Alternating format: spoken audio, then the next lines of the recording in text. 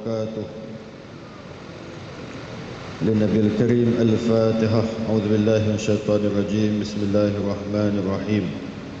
الحمد لله رب العالمين الرحمن الرحيم مالك يوم الدين إياك نعبد وإياك نستعين اهدنا الصراط المستقيم صراط الذين أنعمت عليهم غير المغضوب عليهم ولا الضالين آمين. إن الحمد لله نحمده ونستعينه ونستغفره ونعوذ بالله من شرور أنفسنا ومن سيئات أعمالنا. من يهد الله فهو المهتد ومن يضلل فلن تجد له وليا مرشدا. أشهد أن لا إله إلا الله وحده لا شريك له وأشهد أن محمدا عبده ورسوله. اللهم صل وسلم على سيدنا حبيبنا المصطفى محمد صلى الله عليه وسلم. أرسل رسوله بالهدى ودين الحق ليظهره على الدين كله وكفى بالله شهيدا. وبعد. وقال الله تعالى في القرآن العزيز بعد أعوذ بالله من الشيطان الرجيم. بسم الله الرحمن الرحيم. يريدون ليطفئوا نور الله بأفواههم والله متم نوره ولو كره المشركون. Sadaqallahul Azim. Surah As-Saff pada juzuk yang ke-28. Semati Tuan Imam, Tuan Bilal dan sah-sah kepimpinan dan pentadbiran Masjid Al-Islamiyah Kampung Lindungan, Petaling Jaya, Selangor. Tidak lupa juga kepada tuan-tuan dan perempuan, ibu-ibu, ayah-ayah muslimin dan muslimat yang dikasihi Allah sekalian. Alhamdulillah, syukurillah, syukur banyak-banyak kepada Allah Subhanahu wa taala di atas ruang dan peluang yang Allah berikan pada kita pada malam ini. Kita dapat bertemu dalam slot kuliah Maghrib. Mudah-mudahan pertemuan pada malam ini mendatangkan rahmat dan kasih sayang Allah, dan bersurainya nanti mendatangkan keampunan daripada Allah Subhanahu wa taala serta redha-Nya yang berterusan kepada kita hingga ke syurga-Nya kelak insya-Allah. Apa khabar semua? Sihat? Mudah-mudahan sihat walafiat di dalam jagaan Allah Subhanahu wa taala insya-Allah. Di dalam ayat yang saya bacakan tadi, kata Allah Subhanahu wa taala, Allah sebut ada satu kelompok manusia yang cuba nak memadamkan cahaya Allah. Padam cahaya Allah ni maksudnya padam cahaya Islam, padam cahaya kebenaran, padam cahaya yang dibawa oleh Nabi sallallahu alaihi wasallam itu, bahkan nak padam segala kemuliaan yang ada pada agama Islam tersebut.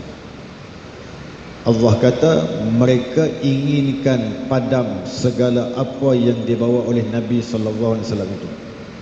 Sedangkan Allah kata kamilah yang akan menyempurnakan cahaya Islam yang Allah jadikan kepada kita ni sekalian.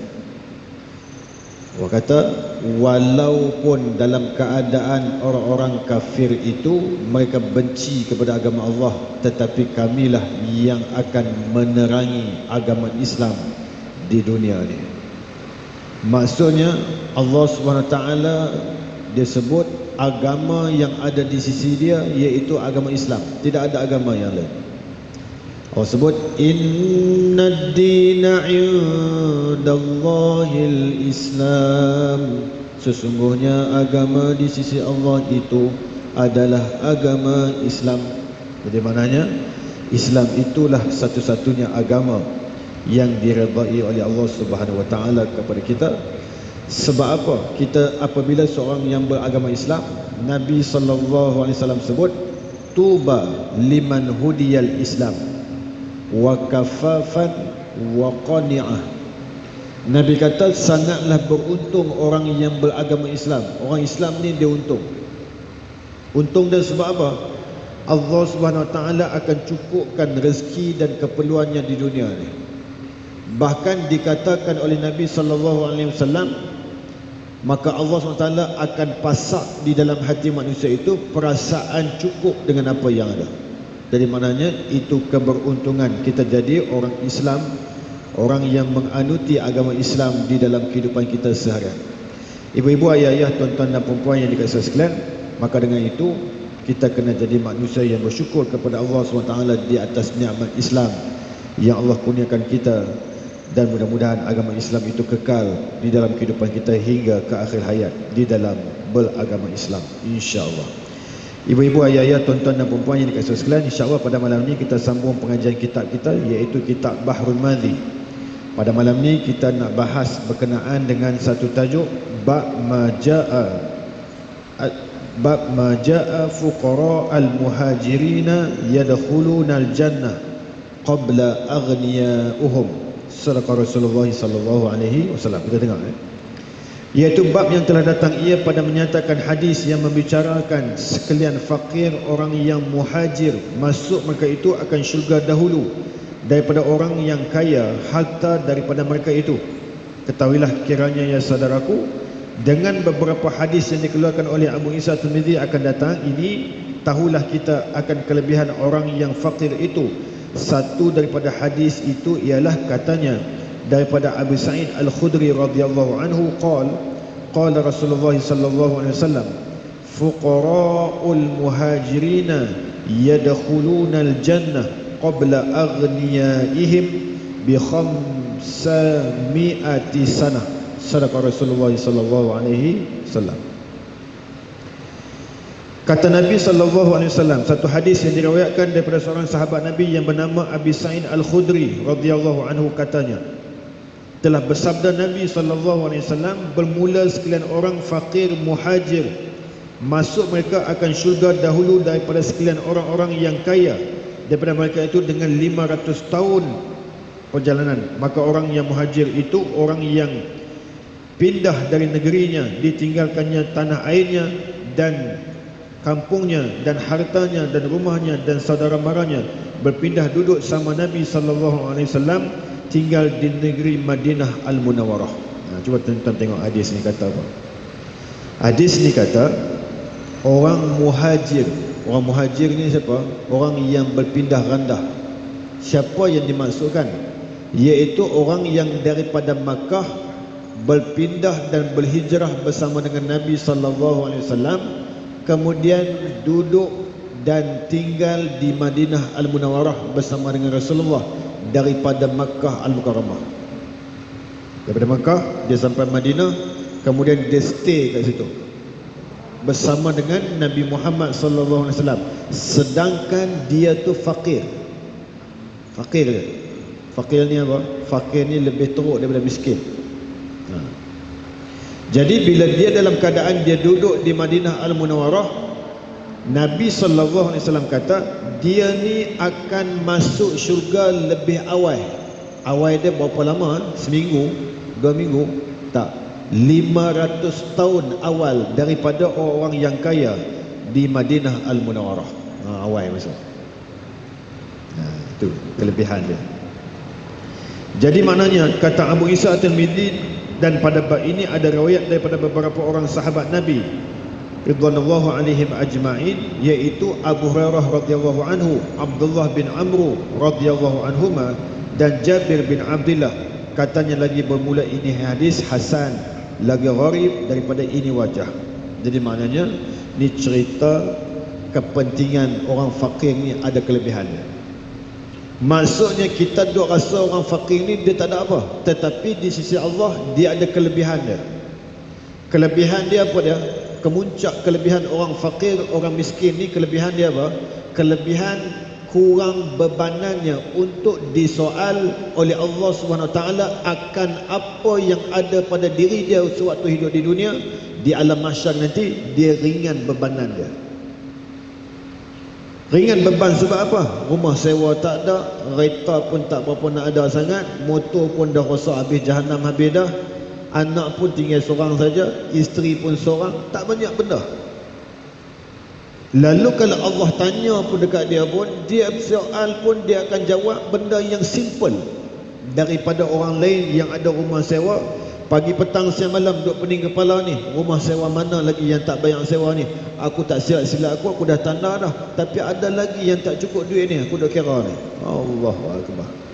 Yang tu beban kepada dia ketika mana di alam mahsyar nanti. Ibu-ibu, ayah-ayah, tuan-tuan dan puan-puan yang dikasihi sekalian. Kemudian masalah orang miskin masuk syurga dahulu daripada orang kaya. Sesungguhnya pada sepotong hadis Nabi ini menunjukkan orang miskin itu ada kelebihannya di negeri akhirat, iaitu dahulu masuk syurga daripada orang kaya-kayanya. Itu kelebihan yang pertama. Orang miskin ni dia masuk syurga awal daripada orang kaya. So kita nak jadi orang miskin ke nak jadi orang kaya? Itu soalan dia. Orang kaya lah Ustaz, tapi dalam masa yang sama pulun juga amal ibadah Ustaz. Macam tu. Kita tengok Nabi macam mana. Nabi macam mana. Apabila orang yang miskin itu tiada dosa maksiat. Cuba tengok. Apabila orang miskin itu tiada dosa maksiat, yang dahulu masuk syurga, yang usahakannya di dunia ini dan berbuat ibadah serta sabar ia atas hal kemiskinannya itu. Nampak? Yang kedua apa? Yang pertama tadi, dia tak ada dosa maksiat. Kemudian dia usaha. Usaha apa? Berbuat amal ibadah serta sabar atas hal kemiskinannya. Buat amal ibadah, kemudian sabar. Ada tiga. Maka jadilah usahakannya itu di dunia ini dan berbuat ibadah serta sabar ia atas kemiskinannya itu, maka jadilah di negeri akhirat ringan hisapnya. Tak ada apa benda nak hisap, sebab tak ada apa pada diri dia. Dahlah sabar, kemudian diuji dengan kemiskinan, dia rajin ibadah pula, kemudian dia dalam keadaan apa? Tidak ada dosa maksiat yang dilakukan di dalam dunia ni. Senang tak orang macam ni? Senang. Di dunia ni memang orang tak kenal low profile, orang tak kenal tuan. Dia cerita orang low profile di masjid ni tuan-tuan ramai di zaman Nabi SAW ni. Di zaman Nabi SAW ada seorang makcik cleaner. Faham makcik cleaner? Makcik cleaner. Dia tukang sapu sampah di Masjidin Nabawi. Waktu Nabi sampai di Masjidin Nabawi, Nabi tengok dia ada, alhamdulillah. Nabi pun tengok, okey ada dia. Seminggu, 2 minggu, 3 minggu, Nabi tengok-tengok tak ada dia. Sahabat Nabi kata, Nabi tanya kepada sahabat Nabi, mana makcik yang duk sapu kat masjid kita ni? Nabi kata, sahabat Nabi kata, oh yang tu lah, yang tu dah meninggal lama dah. Oh dah meninggal lama dah. Meninggal lama dah. Pasal apa tak bagi tahu dekat aku? Nabi kata, pasal apa tak bagi tahu dekat aku? Maksudnya orang yang tiada langsung satu nama glamour di masjid ni, tiba-tiba dia meninggal dunia, sampai ke pengetahuan Nabi SAW yang namanya ada di sisi Allah, bahkan ada nama di sisi Nabi Muhammad SAW. Nabi cari dia, dan Nabi cari dia. Jadi tuan-tuan, Nabi marah kat sahabat Nabi sebab tak bagi tahu atas kematian dia. Nabi tanya mana kubur dia. Dia berkata ni kubur dia, ni tunjuk. Dia pakai pergi tunjuk, bawa Nabi pergi tunjuk kubur dia. Lalu Nabi kata, ini kubur dia? Ya, ini kubur dia. Lalu Nabi sembahyang jenazah di atas kubur dia. Sebab apa macam tu Ustaz? Sebab walaupun tidak ada nama di sisi manusia, tetapi terkenal di sisi Allah dan di sisi Nabi Muhammad SAW, itu lebih baik daripada terkenal di sisi manusia. Faham gitu InsyaAllah. Kemudian bersalahan orang kaya, maka terlambat ia masuk syurga kerana sekalian hartanya dihisab Allah Ta'ala lebih dahulu. Ditanya dari mana ia ambil hartanya itu, adakah dari jalan halal ataupun jalan yang haram. Cuba tuan-tuan tengok orang kaya macam mana. Dia ni kena apa? Dia kena soal selidik oleh Allah Subhanahu Wa Ta'ala. Soal tentang apa? Soal ditanya dari mana ia ambil hartanya itu, adakah dari jalan halal ataupun haram. Allah tanya in detail kepada dia. Wah, tanya ni, hang kaya ni sangat ni, hang ambil duit mana ni? Dia kata, aku punya bisnes. Bisnes hang ni betul ke tak betul? Betul Betul itu macam mana? Waktu undi tu hang betul ke, hang telus ke, apa dia macam mana ke? Telus. Cuma aku ada bagi makan sikit dekat orang yang duk undi tu, aku bagi makan, belanja dia nak pergi umrah. Sebab tu aku dapat. Jawab tuan. Habis Sampai macam tu sekali Allah Subhanahu Wa Ta'ala dia detail tanya kepada hamba-hambanya sama ada jalan yang halal ataupun jalan yang haram.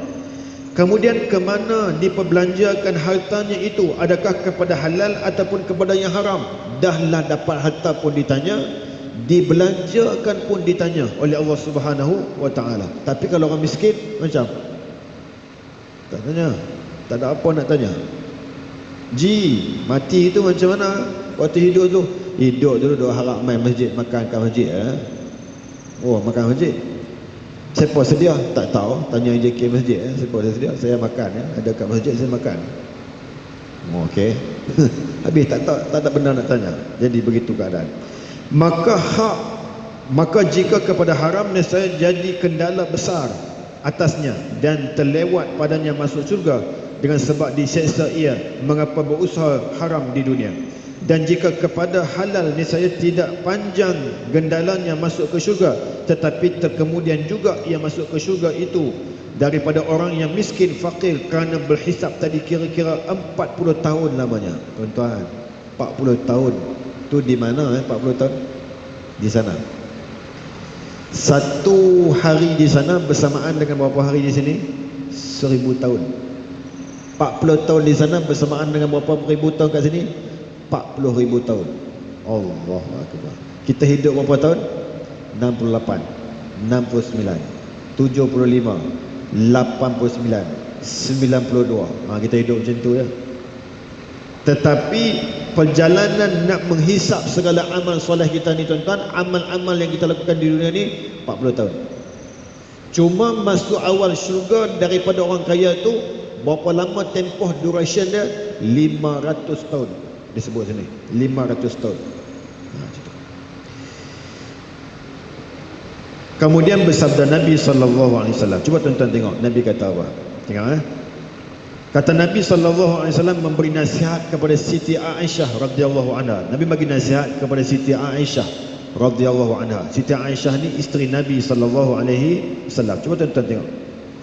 Nabi kata, ya Aisyah, la turadda al-masakina walau bisyiqqi tamrah. Ya Aisyah, uhibbaya al-masakina wa qarribuhum fa inna Allah yuqarribuka yaumal qiyamah. Cuma tuan-tuan tengok Nabi nasihat kepada Siti Aisyah supaya suruh sayang kepada orang-orang miskin, jangan pinggirkan orang miskin. Cuba tengok Nabi kata. Nabi sebut di dalam hadisnya, Nabi kata, hai Aisyah, jangan kamu tolak akan satu orang yang miskin datang meminta sedekah kepada kamu. Jangan kamu halau ia akan dia, atau kamu suruh ia pergi jauh daripadamu dengan hampa kehendaknya kepadamu. Bahkan tunjuk beri olehmu kepadanya jikalau walaupun sebelah tamar sekalipun. Nabi kata, Nabi pesan ini sunnah Nabi. Nabi kata, kalau ada orang main rumah kita, orang main minta apa-apa, orang main minta bekalan makan daripada kita, orang main minta duit kepada kita, jangan hampakan dia pulang begitu saja dengan tangan kosong. Sebaliknya berikanlah kepada dia, walaupun dengan sepotong buah tamar yang kamu berikan kepada dia itu boleh menyelamatkan kamu daripada terkena api neraka Allah Subhanahu wa taala. Maksudnya apa? Kalau orang main rumah kita, minta apa, bagi. Walaupun tak ada, bagi. Sebab disuruh oleh Nabi Muhammad sallallahu alaihi wasallam. Ada satu cerita tuan-tuan. Ada satu cerita. Ini cerita ni di kalangan Bani Israel. Bani Israel. Bani Israel ni siapa? Di zaman Nabi Allah Musa alaihissalam. Satu orang ni, dia datang ke rumah orang kaya. Datang rumah orang kaya. Bila sampai di rumah orang kaya ni, dia ketuk pintu. Anak dia keluar, anak perempuan dia keluar. Dia kata, tolong beri makanan ke aku ni tak ada makan, anak aku lapar, boleh bagi makanan ke? Dia kata boleh, tunggu sekejap. Dia bagi makanan ni tuan-tuan kepada orang Bani Israel ni. Lalu orang Bani Israel ni ambil makanan ni bawa balik sekali dengan anak dia. Pak dia balik, pak yang kaya ni balik. Dia balik. Sampai di rumah, dia tanya kepada anak perempuan dia, mana makanan kita yang ayah duk simpan tu, mana makanan kita? Anak perempuan ni kata apa? Saya dah bagi kepada fakir miskin daripada Bani Israel datang ke rumah kita tadi. Ayah dia dengar macam tu, dia ambil tangan anak dia, dia potong terus tangan anak dia. Takek terus tangan anak dia. Faham takek? Ya, faham. Yang faham, yang tak faham sudah. Lalu dia ambil tangan anak dia tersebut, dia takek tangan anak dia, kudung tangan anak dia. Marah sungguh sebab pi bagi kepada Bani Israel, sebab pi bagi kepada orang mai rumah dia. Pi bagi. Takek terus tangan. Bila takek tangan ni tuan-tuan, apa jadi? Kudung lah. Bila kudung, Allah Subhanahu Wa Taala tukar daripada manusia ni jadi kaya, jadi miskin, papa ke dana terus.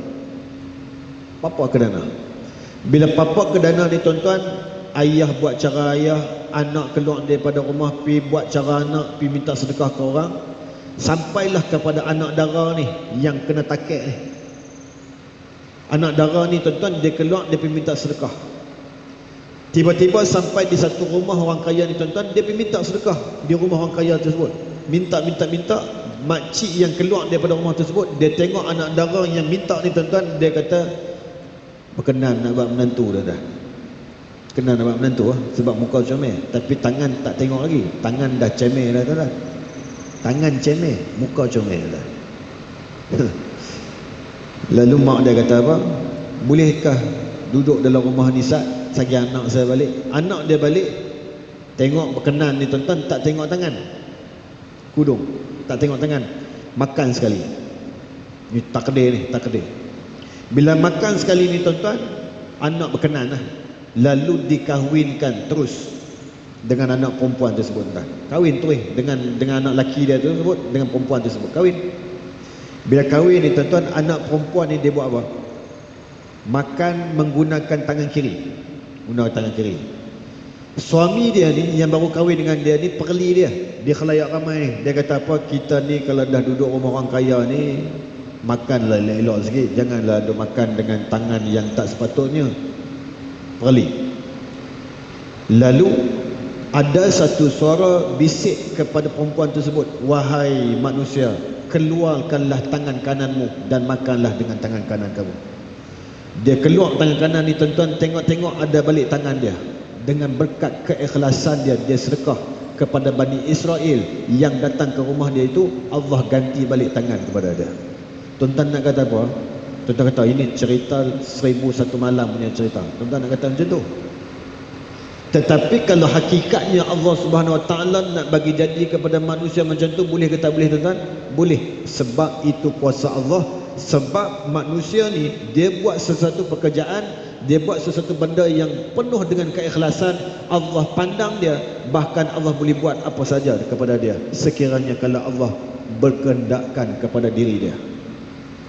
Itu cerita. Itu cerita itu diterbitkan di dalam kitab Durratun Nasihin. Boleh tengok dalam kitab tu. Sekian dia maklum. Lepas ni pakat bagi sedekah. Okey, sekian insya-Allah. Kemudian kata Nabi sallallahu alaihi wasallam, Nabi pesan kepada isterinya yang bernama Siti Aisyah radhiyallahu anha, Nabi suruh jangan tinggalkan orang yang datang kepada rumah kamu dengan pulangannya itu dengan tangan kosong, bahkan berikan kepada dia apa saja yang kita ada. Begitu. Masalah bersedekahlah kamu jikalau sedikit sekalipun, sesungguhnya syarak kita amatlah mengejutkan kita bersedekah, menganjurkan kepada kita bersedekah dan menerima wang atau sebagainya jikalau sedikit sekalipun, dengan dalil yang disebutkan tadi. Apabila datang orang miskin itu minta sedekah kepada kamu, janganlah ditolak akan dia, bahkan berilah sekadar ada padamu. Tak usahlah nanti ada banyak baru mau bersedekah, kerana terkadang dengan kebajikan yang sedikit melepaskan daripada azab Allah Ta'ala. Dengan sebab seperti sedekah yang sedikit, mau tabiat seseorang itu tidak peduli dan tidak ambil ingat dan tidak rendahkan di hatinya memberikan kepadanya, maka boleh datang ikhlas memberi sedekah pada yang sedikit itu, maka dengan sebab ikhlas itu bersihlah amal, dan apabila bersih ia cukup pahalanya, bahkan berganda-ganda pahala itu menurut bersih hatinya tersebut. Jadi maknanya dia kata apa? Ajalkan diri kita ni sedekah walaupun sedikit. Bagi ya sedikit. Tabung lalu seluk poket. Ada ni lebih kurang RM10, RM15, duit RM1 ada, duit RM5 ada, duit RM10 ada, duit orang pun ada. Nak bagi berapa? Seluk tengok 20 simpan, 10 pun tak boleh, 5 boleh, 5 yang boleh nak. Itu kira okey 5. Kalau yang lebih teruk lagi, mana duit shilling dia selup dalam cari duit shilling, teruk sangat tu. Jangan duk jadi macam tu, teruk. Jadi maknanya sebaik-baiknya bagilah sekadar apa yang kita ada, bagi, jangan tak bagi langsung dah. Begitu keadaannya. Kemudian sabda Nabi SAW, Nabi kata, ya Aisyah, ahabbani ahibbiyal masakin wa qarribhum fa inna Allah yuqarribuka yaumal qiyamah. Nabi SAW pesan kepada Siti Aisyah radhiyallahu anha, hai Aisyah, hendaklah kasih kamu akan orang-orang yang miskin dan hampir olehmu akan mereka itu, kerana bahwasanya Allah Ta'ala hampir ia akanku pada hari kiamat. Jadi maknanya Nabi suruh kita sayang orang miskin. Orang miskin ni apa ciri-ciri dia ustaz? Ciri-ciri dia apa? Tak tahu. Orang miskin ni kata Nabi SAW, dia menyembunyikan kemiskinannya dan dia tidak menyebalkan kemiskinannya. Itulah orang miskin. Dia tak abang, saya orang miskin, dia tak abang, dia simpan. Hanya orang yang tahu. Hanya orang yang pergi cari, pergi selidik, pergi search, jumpa. Itu orang miskin.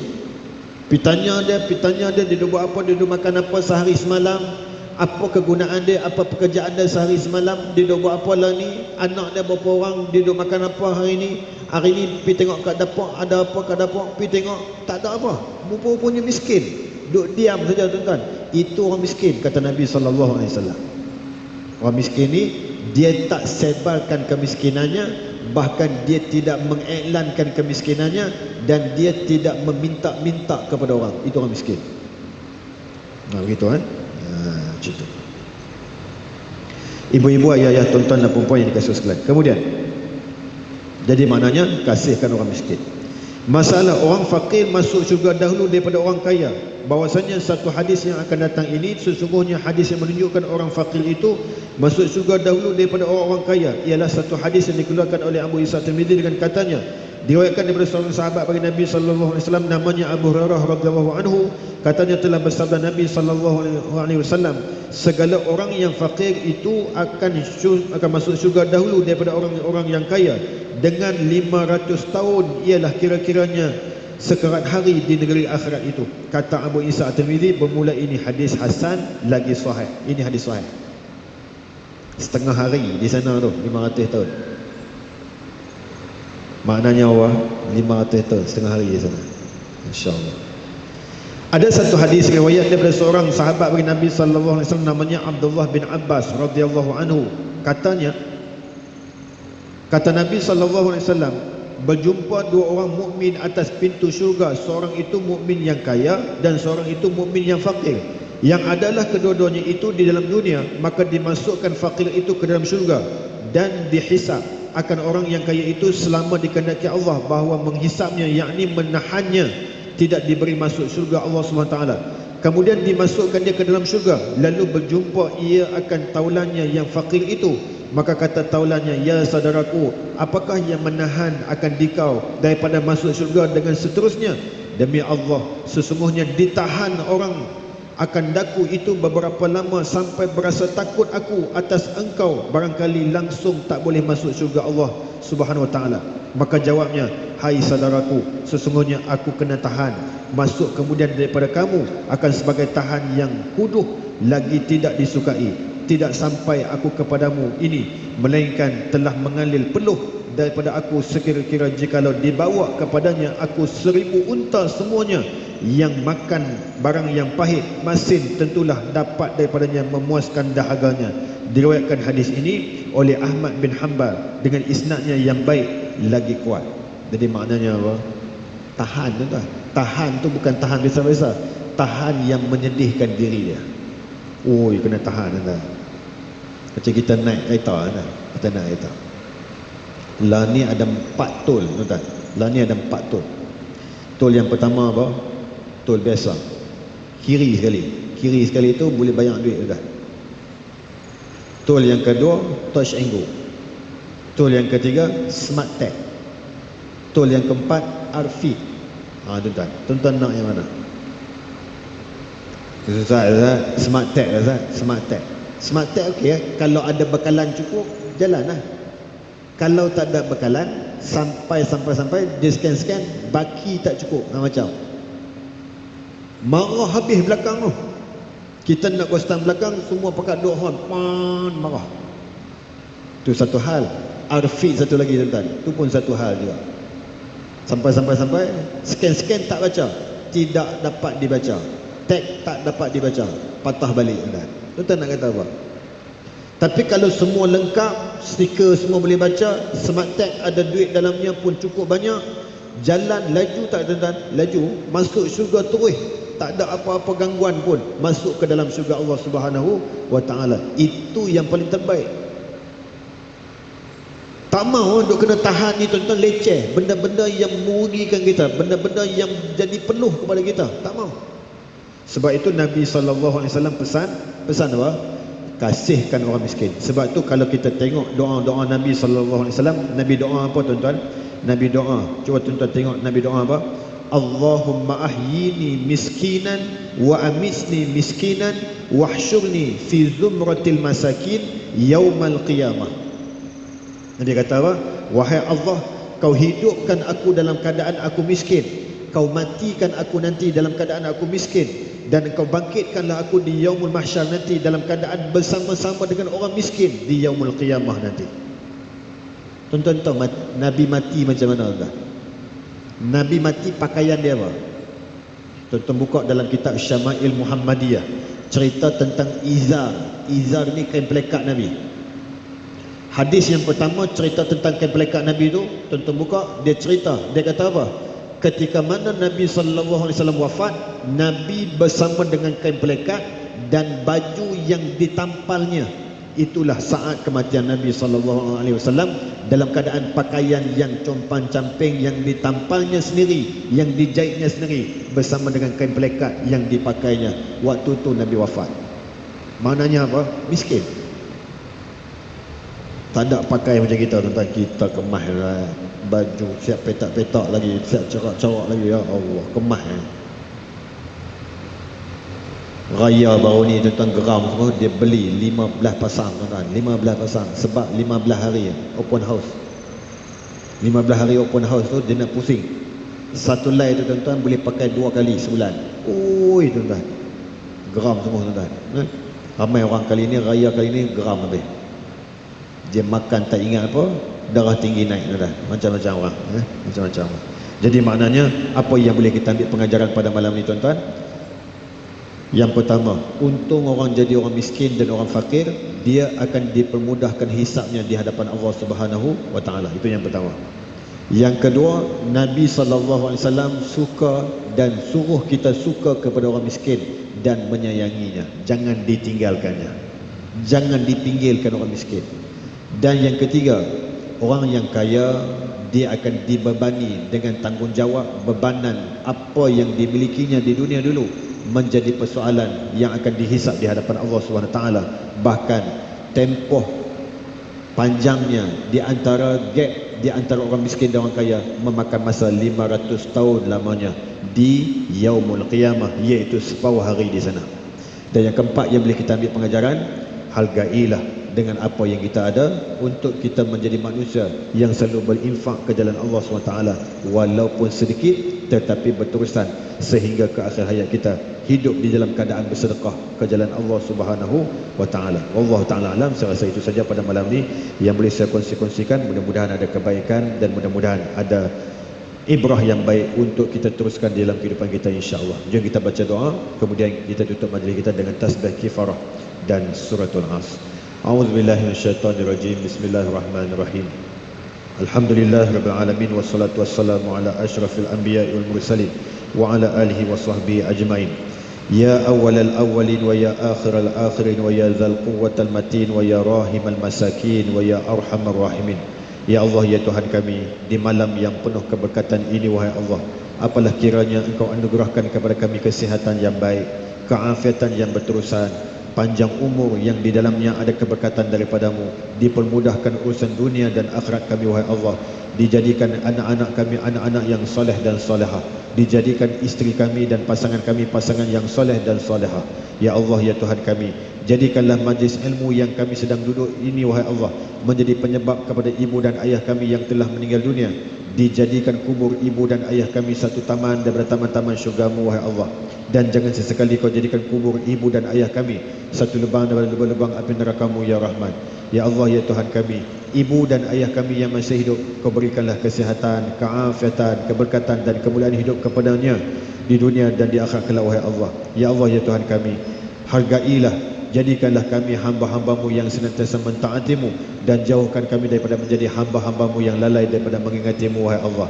Ya Allah, ya Tuhan kami, kau anugerahkanlah kepada seluruh jemaah Masjid Al-Islamiyah Kampung Lindungan ini wahai Allah, agar diberikan kepada mereka kesihatan yang baik, keafiatan yang berterusan, istiqamah terhadap amalan-amalan mereka hingga ke akhirat kelak wahai Allah, hingga ke akhir hayat mereka wahai Allah, agar diberikan keselamatan, keamanan, kejayaan di dunia dan di akhirat kelak wahai Allah.